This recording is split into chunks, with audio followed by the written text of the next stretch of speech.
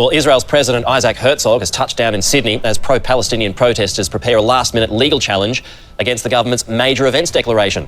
Live to Crystal Wu in Sydney. So, Crystal, what does this declaration mean? Well, Pete, the New South Wales government has declared President ISSAC HERTZOG's four-day visit a major event, meaning police get special powers to move people on or shut down certain parts of the CBD for public safety. ISSAC HERTZOG has just touched down in Sydney. We've received fresh vision of him arriving, a large security contingency transporting him from Sydney Airport. Today is the start of a four-day visit. He was invited by the Prime Minister in the wake of the Bondi terror attack. Now, it has sparked some controversy, his visit. We've got responses from state and federal MPs. In particular, federal MP HERTZOG, who said he felt uncomfortable with his visit. We've got some pro-Palestine supporters accusing him of being a war criminal. But his visit is solely about the Bondi terror attack that happened on December 14. He'll be meeting with victims as well as members of the Jewish community. I think the Jewish community in Australia has been through enough in the last 3 years. How about we just allow them this time with such a senior figure from Israel, without the activism that goes with it, without the protests, without that underlying anti-Semitic message. A protest has been planned for this afternoon. A Palestine Action Group has planned for people to march from Town Hall in Sydney CBD to New South Wales Parliament. Now, police say they have tried to negotiate with protesters because that particular route is in the restricted area under the Police Commissioner's protest ban. They've tried to get them to march from Hyde Park to Belmore Park, but protesters have reportedly refused. Under the Public Assembly's declaration, there can be no mobile protest activity, and when I say mobile, I mean on the streets or on the footpaths in the declared area. They are, however, able to meet in public open spaces. Town Hall Square fits that definition, so they can lawfully meet as long as they remain within the confines of the square. We know there will be a large security contingency over the next 4 days. Police have also said about 3,400 additional police will be rostered on, particularly in the Sydney and eastern suburbs area. President ISSAC HERTZOG will also be visiting Canberra and Melbourne during this visit as well, Pete. OK, Crystal Wu, thank you. Thank you, Nat. Thousands of protesters are on course to clash with police today in Sydney, coinciding with the arrival of Israeli President ISSAC HERTZOG. Anti-Israel activists have launched urgent Supreme Court action to challenge the extraordinary police powers introduced following the Bondi Beach terror attack. Under the measures, protesters will not be protected from prosecution if they march from Town Hall to Parliament. 500 officers have been deployed and a ring of steel set up around the city. And for more, we're joined by New South Wales Police Assistant Commissioner Peter McCaskill. Protesters with us. So what are you most concerned about today? Look, today for us it's all about public safety. We'll have a significant police presence around the city. We've got a head of state coming to visit us, so we have an obligation to make sure they're kept safe, but also it's all of the communities kept safe. We understand that there will be a protest today, at least one, maybe more, but we're ready for that. The protesters have told us they want to go to Town Hall. We would have preferred Hyde Park, and we'll continue to negotiate with them to go to Hyde Park, where they can have a public procession. But at the moment, if they decide it is Town Hall, well, they can have a static public assembly there, and we will police that. But we'll be making sure it's all about community safety. And as long as they're not affecting traffic. What do you say to organisers that will push ahead with this protest no matter what the outcome in court today? Well, the court decision today is about the major events declaration. That doesn't affect the public assembly restriction declaration. They're two separate things. So regardless, we will not be having mobile processions through the city today. Once again, the law is that they can have a static assembly in somewhere that is not impeding people or stopping vehicles on the roadway. And if they do that and they do it the right way, they listen to police, well, we'll be able to facilitate that. If people come along to do the wrong thing or disregard the law, then we'll take appropriate action. But we're hoping we don't have to use any powers. We really don't want any trouble. We want to make sure that it's a nice, peaceful day and that the community is kept safe. That's the most important thing, isn't it? And there's a lot of people, obviously, in the CBD on a Monday morning. How important is it for people to avoid the city today? Oh, look, I would say go about your normal business, but if you don't have to be around places where, you know, you're going to get caught up in traffic restrictions, in public assemblies, this sort of thing, then by all means stay away from it. Well, there'll be significant police presence, so look at the Transport for New South Wales website, and then if you see police officers and you need to know anything, please ask them and listen to them. Thank you so much for the update this morning. I hope it goes well for you and your police on the streets this morning. Thank you, Peter. Well, joining me now is Liberal MP Andrew Wallace. Andrew, thanks for your time. I'm not the only person fed up with Penny Wong. Israel's foreign minister has had enough of her too, the pair being involved in a, quote, sharp verbal clash during a phone call yesterday.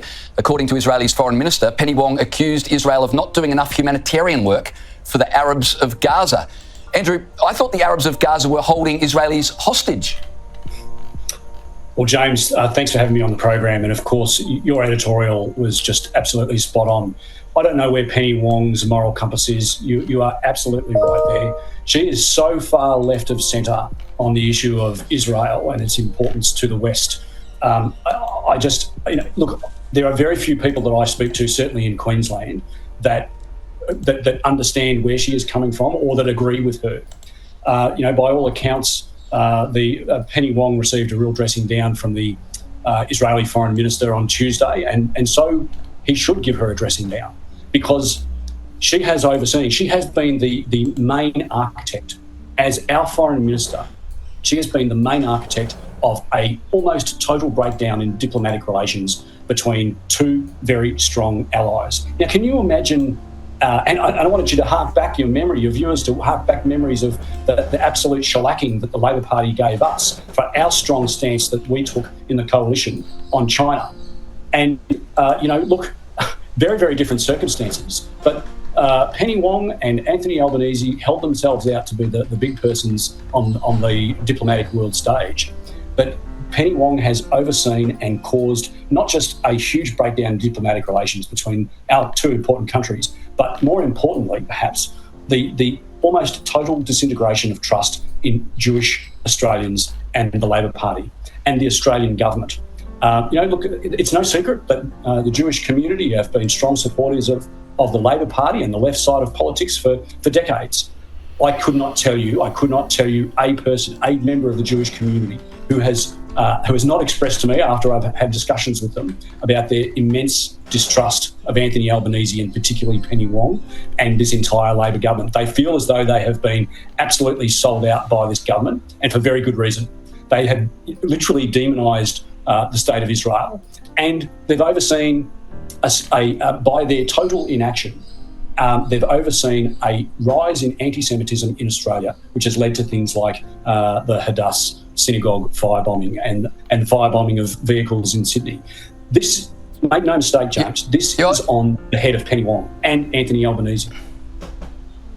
Yeah, I was going to ask you, but you've just answered the next question I was going to ask, which is about the link between Penny Wong's rhetoric and voting in the United Nations and the anti-Semitism we're seeing here in Australia. And it beggars belief that people can't see a direct link between those two things. As I said, it's very difficult to tut-tut protesters and their anti-Semitism when you've got the language coming out from Penny Wong, for instance, where she put Israel in the same basket of deplorables as China and Russia.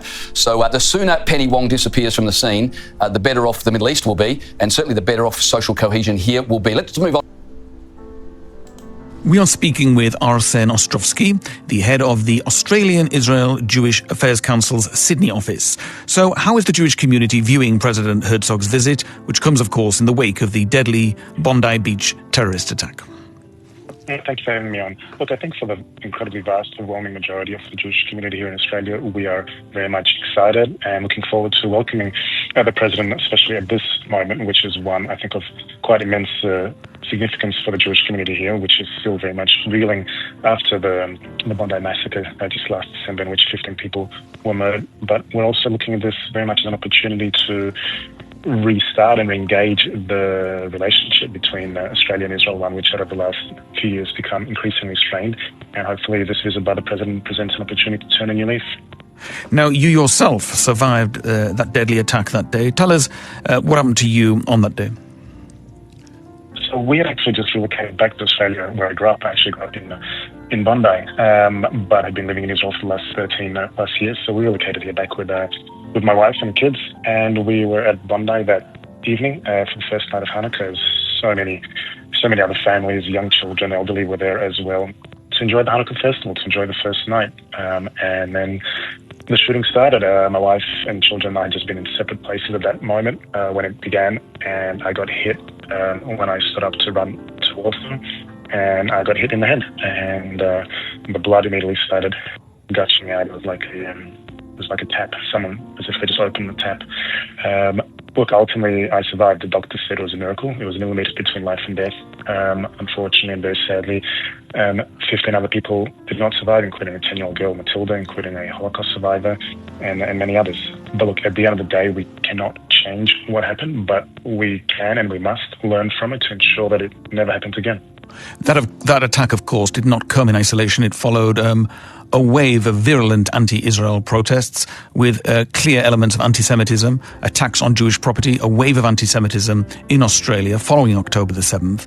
The government was under intense pressure, particularly from the Jewish community, to act, to do something in response to the attack and what preceded it. Tell our listeners what the government has done, and are you satisfied with that?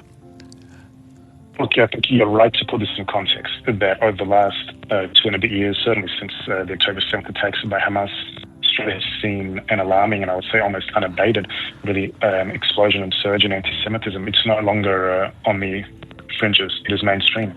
It is in the digital arena, it is in the arts and cultural arena, it is on the streets with marches calling to globalise the intifada.